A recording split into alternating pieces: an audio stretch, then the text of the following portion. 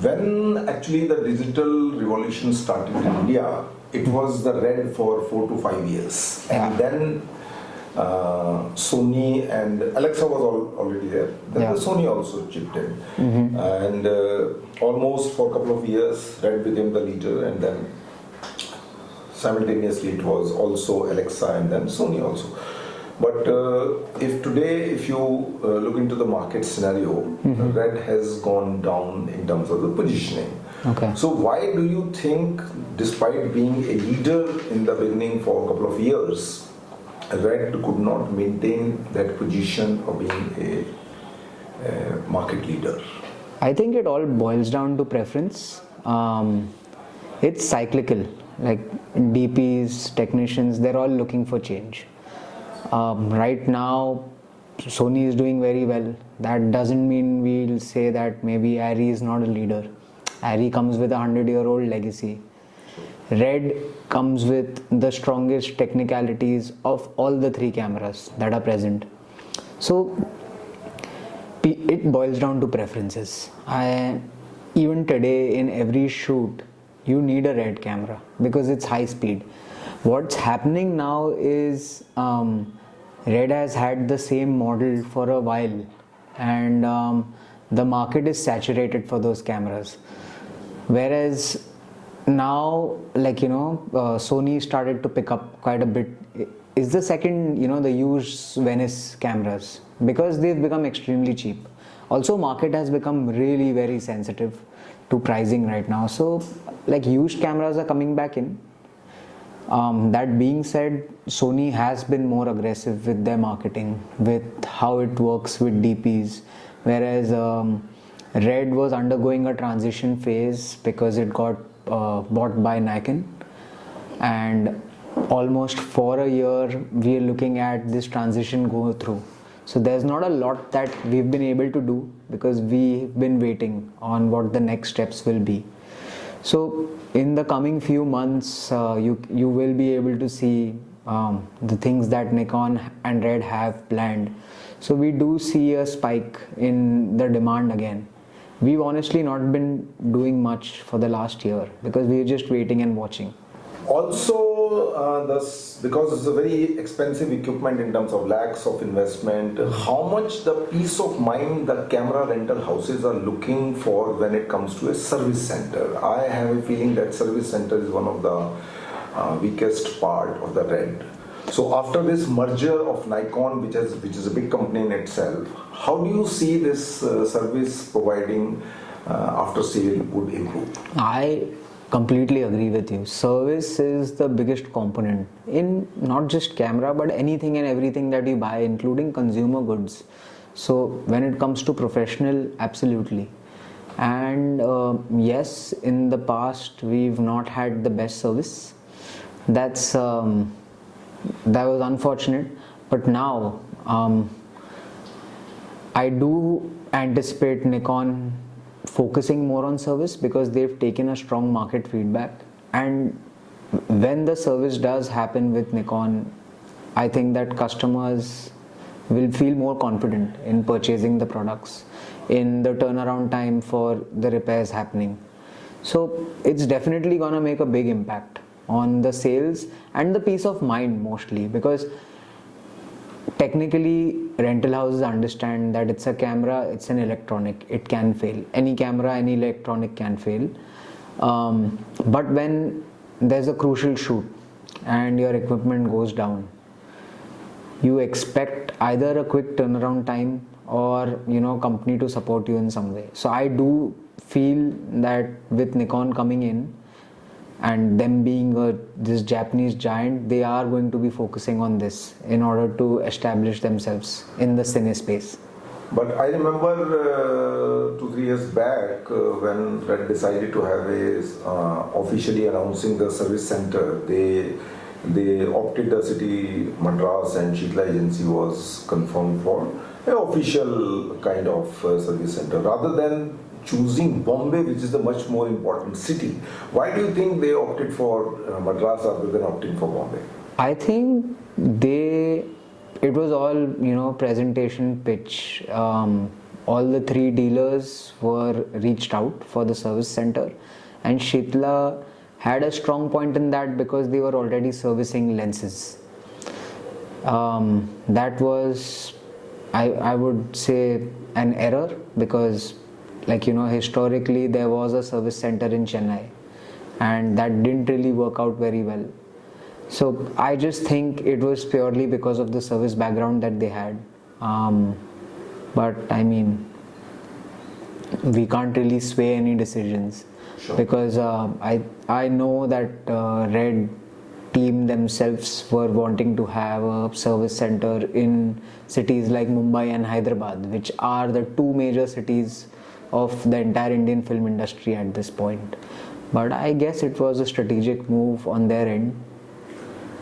So Tinnu International being earlier into the broadcast segment, and now purely they're focusing on the cinema segment, and you being distributor for other product like DZO lenses, Easy Rig, Atlas lenses, and couple of more products. So how much of the total revenue share goes to the Red sale and rest of the products? So Red is a part of our portfolio. I would say maybe 10% of what we do, maybe lesser. Like historically it's been slightly more, but right now all cameras are in the time of a format change, because everyone is talking about medium format 65mm.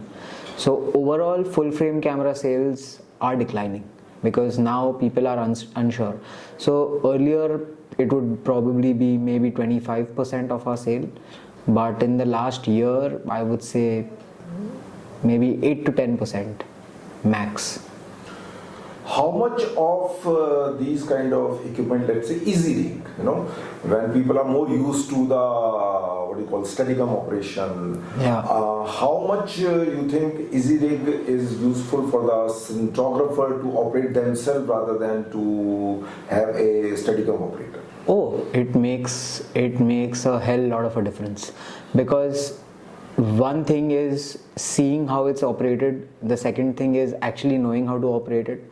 So I have seen and actually done basic Steadicam operations, and I have done basic Easy Rig operations myself. For a DP who likes to have control of what they're doing and running around quite a bit, Easy Rig is a game changer. Steadicam is something you cannot do with a specialized Steadicam operator. So if you're a run and gun kind of a guy, or if you like to do your own shots, you're doing your handheld shots, Easy Rig is the way to go about it. Like, there's no other option. And the difference it makes on the pressure on your back is amazing. So handheld, the biggest problem a DP will have is a lot of strain on their back, because you yourself, sir, are a DP, and in a handheld shot even a couple of grams make a very big difference. And Easy Rig, what it does is it allows you to shoot for longer, and that's amazing. That's great for the production, that's great for the DP. And I think hiring an Easy Rig versus hiring an entire Steadicam setup makes more economical sense as well. Also, let's say for example, what are the effort you think Nikon and Red put together should make to bring again back the glory of Red camera, which as of now might be missing, for example? I don't think the glory is missing. I just think that we've been awfully quiet for too long. What I think Nikon and Red together now should do is focus on the DPs. Just focus on the DPs. Give them the confidence that we're here, we have the support, we have the distribution, we have the product ability, and now we have the latest technology. More interaction with DPs, allowing them to try out, test out new products, including them in test shoots of any new products that are going to be launched, global launch simultaneously in India. All of those things are something that's going to make a very big difference. Sony's done that. Arri tries to do it. Even Blackmagic is doing it, so I don't see why we can't. And I think we will. In terms of the other economical series of lenses, let's say for example, which is between 5 lakh plus minus here and there for a 6 set of lenses, DZO has picked up a lot. I would say comparatively in terms of the Sigma, for example. Right. How do you see that this change has come into the market, that people are liking this brand? Earlier DZO was more for that extract small, the close-up lens, but now it is for other focal lens also. I mean, this question makes me very happy because we are the first partners of DZO in India. And me personally, I've run around with those lenses everywhere. So it started with the Vespid ones. We ran around, we showed them to all DPs, and DPs liked them but as second lenses. DZO as a company is very good at taking feedback. So they took our feedback and they created something that the market wanted.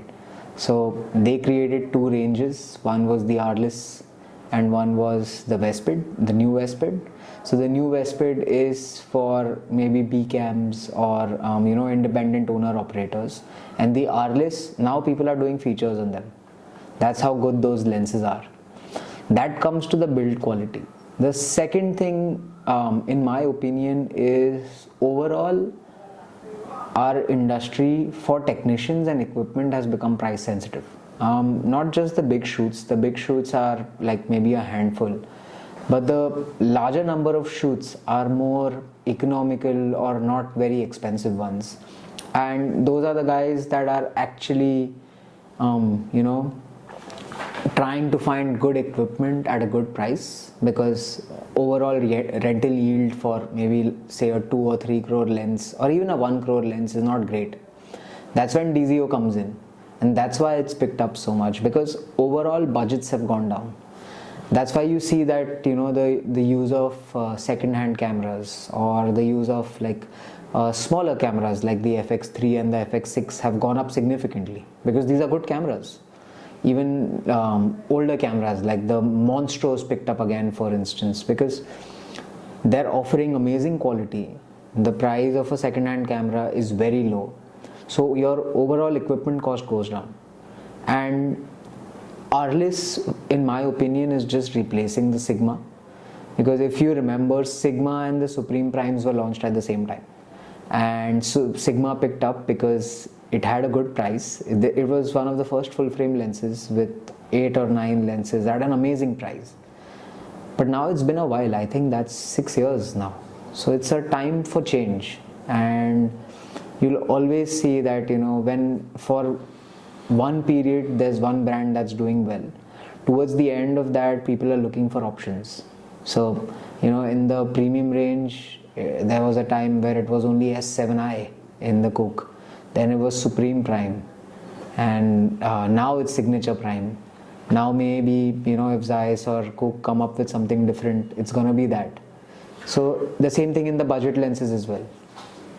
Again, coming to this question that last year Zeiss did not have a stall in the Broadcast India show, first time. So this year they have launched 3 series. One is Atma, then there is a Horizon or one more. Yeah.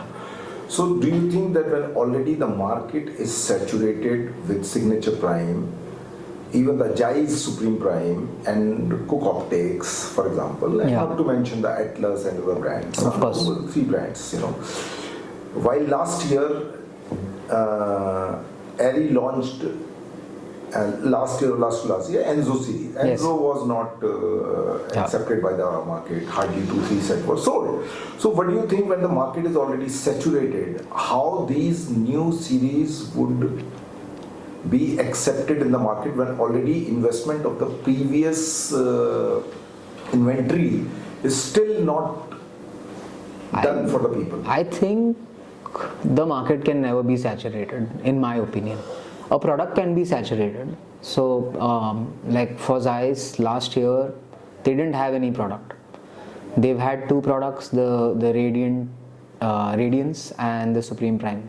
And Radiance unfortunately didn't do very well. there were a few sets sold, but it didn't do very well. Like doesn't make economical sense for the company. Supreme Prime was at its the end of its shelf life, because it was a 1 crore lens, and people are now selling it off. So at that time, if Zeiss didn't have any products, it didn't make sense for them. And if there's no sales, of course, management's not gonna spend money, and which is the right thing to do. Cook, on the other hand, was picking up because S7i was a hit, and ever since Cook became Cook India, they've been pushing the S8i, they've been pushing the Pancros, the anamorphic. So they are still trying to fill that gap of making their lenses reach every rental house. Now Zeiss has 3 lenses, as you said, and people are buying them. Not a lot of people, but people are buying them. So I just think that till the time there's new technology, you will find someone to invest in. Unless it's really bad technology, then of course some unfortunate people are gonna buy it. But now I think Zeiss is gonna be pushing these 3 products for the next couple of years, and we're gonna see the same cycle again. So Zeiss comes up, then probably Arri does something interesting, Arri comes up again, because as you're aware, Arri also got bought by a very big company, so they will be doing something interesting. You could expect something from Red and Nikon. This is what I've read on the rumors online. So like, the market can never be saturated, a product will be saturated. Coming to a most important element, which I have already discussed in case of Red, but in general, let's say for example, do you see a possibility that if any distributor, for example, or maybe independent entity would venture into a domain which is of a service of lenses of any brand or cameras of any brand, just hardcore service center, in a very honest manner, in which they will say this is being replaced, this is the price.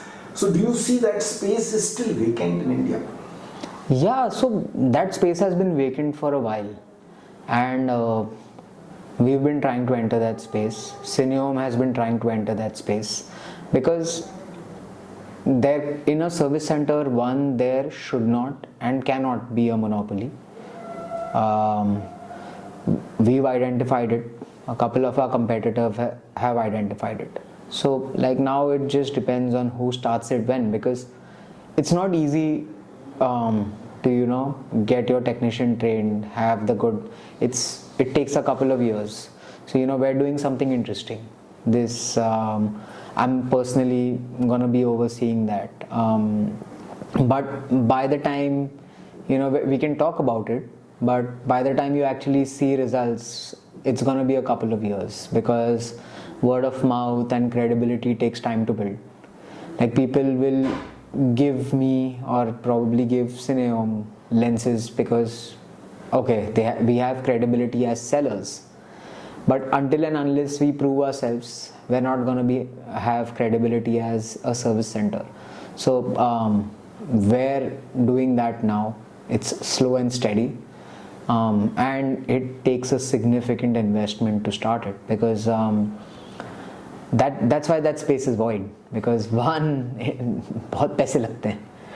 Two, you cannot just buy off a good technician. It doesn't work unless and until you know it yourself. You have too much dependency on someone else, and that's a recipe for failure in this industry. So considering that Tinnu International has been in the market for many years, and you have joined the company for last, I would say, 5 to 6 years, more or less. almost 15, but okay, thanks. 5 to 6, I'm not there. But what growth do you see, considering the fact that there are exclusive distributor and distributor in general? So it all depends. See, anyone would like exclusivity, but there's like pros and cons to both. So a lot of companies we work with, we are their exclusive partners. A lot of companies that we work with, we aren't the exclusive partners. What happens in this is, Now exclusivity can lead to monopoly, and that's not good for the customers. So people will buy from us out of purely because we're the only source available, not because they wanna they genuinely wanna buy from us. So even if they have any grievances, if we're the only partners, they still have to buy from us. And when it comes to non-exclusive agreement, what happens is like both the partners don't end up making money, because India is such a competitive market. There's a lot of undercutting, a lot of price cuts happening. So yeah, there's pros and cons to both. But having a non-exclusive distributor, let's say for example, one particular brand is being sold by 4 people in 4 different cities. Right. Let's say for example, 4 different cities. So cutting the price is one of the thing which is very, very important when you are selling a particular product, let's say for example, at a price of 1 lakh, for example. Now there is a, let's say, 20% margin is there. Somebody else would like to have just the 10% only. Somebody might like to have just 5% because he would like to have overall revenue of the company to be. So is it more beneficial from the distribution point of view because there are other players who are selling the same product at a different price? I mean, for us, what happens is I like exclusive distribution for certain products because we work on a fair price. And I believe that all businesses should make money. Because I mean, we're a business, we're not a trust. All businesses. So, for instance, I believe in the master distribution system. So there's one importer who controls the price and then appoints sub-distributors in every region. That's what we did when we were working with Sony in the past. We were the master distributors for the West. I think that principle is applicable for everything. Even for our industry where the volume is not very high, it still makes sense. Because what happens when you have more than one distributor is you end up cutting each other, and that just undervalues the product. Also, it affects customer confidence and causes a lot of infighting, which is already currently happening. You're gonna see it happen in every brand. So yeah, I've suffered from that, and we've lost customers because of that. Maybe sometimes we might have gained customers because of that. So that is a very big challenge. But that only happens in a country like ours because सबको धंधा करना है at any price.